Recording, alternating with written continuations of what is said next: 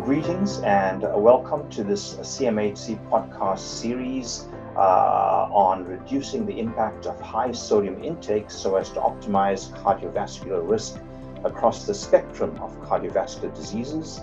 My name is Ferenc Sommers. I'm a cardiologist at the Mayo Clinic in Rochester, and joining me today are my colleagues, Dr. Greg Pressman, who is also a cardiologist at Einstein Medical Center and Thomas Jefferson University in Philadelphia, and Dr. Deborah Clegg, who is a professor of internal medicine at Texas Tech in El Paso. In this series, we'll discuss some patient cases to put into context the impact of elevated sodium intake and practical strategies to address them across different scenarios. In the first part of this podcast, I will be presenting a patient to illustrate sodium loading in narcolepsy. And then case 2 will be by Dr. Pressman showing sodium as a driver of cardiovascular and cardiometabolic risk. And last, Dr. Deborah Clegg will present a patient with sleep apnea and comorbidities to illustrate some of the very practical aspects of using sodium and salt restriction in mitigating cardiovascular disease. So case number 1 will be from me. This is a 38-year-old Caucasian female. She was married with 2 children, worked in HR at a teaching hospital. She thought her job was pretty high stress. She was diagnosed with narcolepsy and cataplexy. Cataplexy, again, is the equivalent of a falling episode, which happens when a narcoleptic goes into a sudden onset of REM sleep and falls to the ground.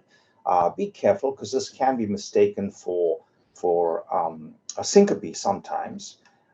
So this is a patient who had narcolepsy with cataplexy, putting her into the category of narcolepsy type 1. Narcolepsy with cataplexy is type 1. Narcolepsy without cataplexy is type 2. That's something that you may come across, and I hope that makes it clear. But she was diagnosed at age 20. She was treated with sodium oxybate, 4.5 grams at night, and 4.5 grams 3 hours later. So you give them the sodium oxybate, then they wake up again at 3 hours into sleep, they take it again, and that's just the dosing schedule. And she had been on that for 8 years. She also had a cataplectic episode which caused her to fall on some concrete stairs and hurt her knee. For that, she was taking ibuprofen 600 milligrams daily. She also was on oral contraceptives for birth control. And since she had finished college, she had put on about 30 to 35 pounds in weight. Also noticed that she would sometimes fall asleep at work, working on a computer. She thought maybe she's not getting enough sleep, but she had clear daytime sleepiness, and the problem that brought her in to see us was that her blood pressure was 150 to 160 over 90 to 98. So this put her into a hypertensive category, and she'd never had hypertension before. She thought she was fairly young, and why should she be having hypertension, which she thought of as an old person's disease, mainly affecting men. So let's think about hypertension. How do we define hypertension? Here, Greg and Deborah, please feel free to chime in at any point if there's something you want to ask or contribute or clarify. And the reason I'm bringing up the definition of hypertension is that has changed very recently. The guidelines for what should be considered hypertension has dropped, and that's true for most risk factor measurements. When you think about glucose, when you think about cholesterol, when you think of blood pressure, all of these, initially we thought 160 would be okay for blood pressure in someone about 60 years old. And now we've learned quite different, that really, if you're taking blood pressure in the office, you ought to be below 130/80. If you're 130/80 and above, you fit into the category of hypertension. And if we do an ambulatory blood pressure, 125/75 is what we consider the upper limit of normal. So the hypertension thresholds have fallen significantly, and when the guidelines changed, one day millions of people woke up with a new disease they never had. But this is because we've learned that we've got to bring blood pressure lower because that has a significant effect on risk. Now, in this particular patient, what are the possible causes of hypertension? Greg or Deborah, do you want to make some suggestions on this? Well, certainly hypertension is more common in patients who are obese. She quite probably has a high sodium intake that we've been discussing throughout this seminar as a cause of hypertension. And with the daytime sleepiness, you have to wonder about sleep apnea, which is also a cause of daytime hypertension, even more so nighttime. Yeah, and practically she has 2 children, and so I'm going to guess that she's eating on the run. She's probably picking up fast food or a lot of processed foods. It's probably contributed to some of her weight gain. So I'm going to say it could even be some body fat distribution changes as well. So I think that those could be contributory. Those are great suggestions, absolutely. So we talked about body fat, and Deborah brought about the important point of dietary intake, which I didn't actually consider in my list, and that's important because with kids you tend to eat the processed food that we feed them, and the other things that we need to think about in her is the fact that she's on oral contraceptives, which can raise blood pressure, ibuprofen, which is a non-steroidal, which can cause sodium and water retention. The fact that she's got narcolepsy, that alone gives her an increased risk of hypertension. We throw sodium oxybate, which is the high salt, which is a high salt drug, as you pointed out, Deborah, and as I mentioned earlier, can have 1,600 milligrams of sodium.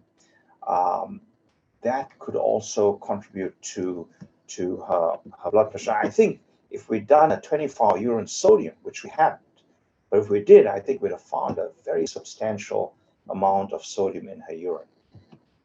So, how much sodium in sodium oxybate? What is the US salt intake per day?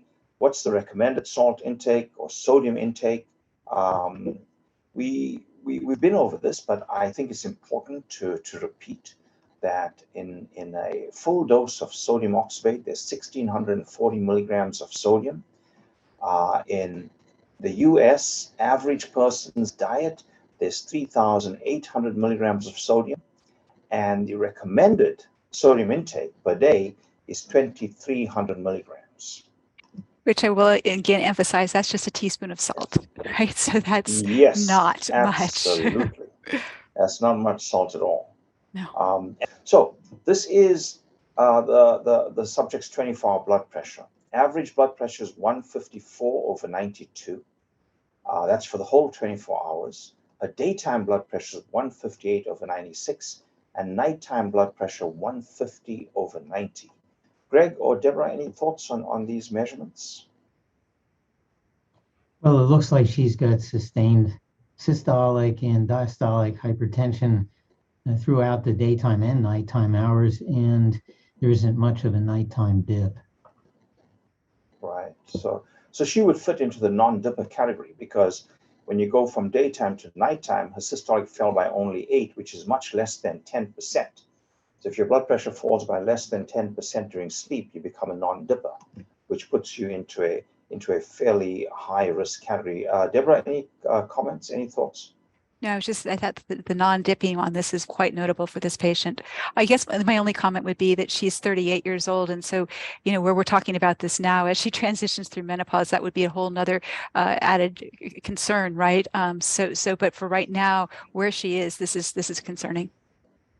Well, that's an important point too. That's a really important point because if she hadn't been getting her blood pressure checked as part of her regular physicals working in the teaching hospital, there's a good chance this could have been missed.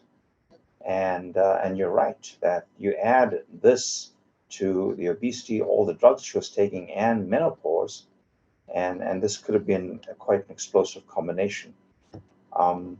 So these are the things that we've already talked about. The non-dipping feature, the fact that non-dipping is a characteristic of narcolepsy, and the fact that non-dipping is associated with a higher cardiovascular risk independent of any other variables. And here's a non-dipper compared to a dipper. Patient A on the left and B on the right. This is the 24-hour blood pressure going from 8 a.m. to 8 a.m. You see that both these patients, the one on the left and the one on the right, have similar systolic and diastolic blood pressures. This is the heart rate, by the way. So systolic blood pressure is the same during the wakefulness period, diastolic is the same during wakefulness, but look at during sleep. This patient dips during sleep, both systolic and diastolic. This patient does not dip. Now, regardless of the daytime blood pressure, this patient becomes automatically at increased cardiovascular risk based on many different measurements. You could look at left ventricular hypertrophy. These are normotensives in group A. B are hypertensives who dip during the night, and C are hypertensives who don't dip during the night. And these non-dipper hypertensives have much thicker left ventricles because they have this blood pressure load that's taxing the heart throughout the night. And they also have an increased risk of cardiovascular events. And if you think of narcolepsy, narcoleptics are non-dippers. You add high salt intake to that, and that increases the likelihood of being a non-dipper. So more non-dipping, it's a less than 10% decrease in blood pressure during sleep, associated with heightened cardiovascular mortality and morbidity independent of blood pressure and cardiovascular risk factors. And non-dipping is more common in narcolepsy versus non-narcoleptics. What else can we consider in this patient?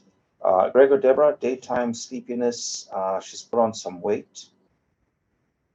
So as you pointed out earlier, having one diagnosis doesn't exclude another, and she might, in addition to her narcolepsy, have sleep apnea or some element of it. Yes. Deborah, can you talk again about the very important point you made about airways and salt intake and sleep apnea? Right. So the consumption of a high sodium diet is associated with those changes in airway, vasoconstriction and the like. So it's entirely possible that that's also contributing then not only to the narcolepsy, the sleep apnea, and then also probably additional sequelae associated with that. I actually had a question, if I'm allowed to ask a question myself. I was wondering, so you made this wonderful point that typically narcolepsy is diagnosed in the younger individual. I was wondering how heritable it is. Would we also recommend that her children, so given what we are seeing that the patient presents with, probably they're also eating the same diet that mom is eating. Would this be a family that we actually might want to begin to assess and probably intervene sooner rather than later? That's a great question. And yes, absolutely. Please ask questions because I'm sure that what occurred to you is occurring to our audience as well. Yes, narcolepsy is a familial characteristic, but it's not clearly the inheritance pattern is not very clear. In other words, it's not necessarily the fact that because someone has narcolepsy that their kids are going to have it or that their parents have it. But there is an increased likelihood of narcolepsy in families, but it is not a clear heritable factor. There's also evidence that narcolepsy can be acquired based on exposure to immune challenges. For example, some viral infections are thought to potentially predispose you to narcolepsy. I hope that answers your question to some extent. It But does. you bring up an important point. We should be looking for this in family members. And if narcoleptics have some element of salt sensitivity, then maybe their family members, even those without narcolepsy, may have salt sensitivity. We don't know. Exactly. And it would just be one of those that I would so highly recommend in a dietary intervention, right? So clearly her diet associated is probably very, very high in sodium. Once we do the actual assessment, we'll look at our urinary sodium output as well. But then a whole family-wide dietary intervention where we're increasing the fresh fruits and vegetables and reducing the processed foods would probably help the family as a whole. Yes, it would. And those are two deficiencies you point out that were not done when we saw her. She did not have a 24-hour urine sodium, and we did not send her to a dietitian because we just focused on the drugs and the disease.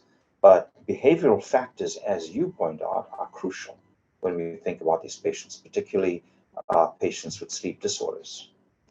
So I'm getting back to the point that both you and Greg brought up, the fact that she has high blood pressure, daytime sleepiness, she's put on weight, and has narcolepsy. All of these, make us think that, wow, maybe she also has sleep apnea.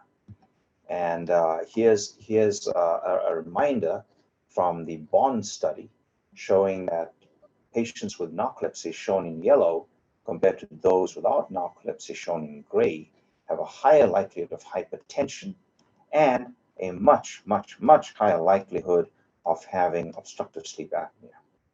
They also have more headaches, migraines, mood disorders, diabetes, anxiety, but the increased likelihood of sleep apnea is particularly striking. So we'll talk now about sleep apnea and narcolepsy, and then talk about sleep apnea and hypertension. So sleep apnea, this is a slide again showing the sympathetic activation during sleep. These are the obstructive apneic episodes. As your oxygen level falls, sympathetic activity goes up, causes vasoconstriction, and intra-arterial blood pressure goes up to 240, 130. Treating them with CPAP brings down the blood pressure and lets them breathe normally, even though the patient is still in REM sleep. One point to make is it's in REM, rapid eye movement sleep, when you lose your muscle tone, that apneas are the worst because the airway becomes more susceptible to collapse because it's also lost its tone. And the reason we worry about hypertension in sleep apnea come from this study and many other similar studies, this one by Pepard et al. In the New England Journal, showing that as your apnea index got worse, regardless of all other factors, age, sex, alcohol, BMI, net girth, etc., that you had a threefold greater risk of developing new onset incident hypertension over 4 years. So having sleep apnea and being untreated increases your overall risk of what we think of as essential hypertension by threefold. Now, let's talk about SALT, narcolepsy, and hypertension. We know that narcoleptics have an increased risk of hypertension and cardiovascular disease. We know that SALT gives you an increased risk of hypertension and cardiovascular disease. What happens when you take SALT and combine it with narcolepsy? What happens when you give high SALT to this potentially higher risk narcoleptic subject? So the question is, does sodium oxybate increase the risk of hypertension? So I showed these data earlier during the actual didactic webinar, but I think it's important enough to repeat. And this is a study done from a claims data. So we wasn't a randomized study or a prospective study. We went back and looked to see patients with narcolepsy who received sodium oxybate and those who didn't receive sodium oxybate. We compared them over about 6 months from the time they got the sodium oxybate. And what we found was the risk of incident hypertension defined as either the doctor put in a new diagnosis of hypertension or the doctor initiated new antihypertensive therapy the patient never had before.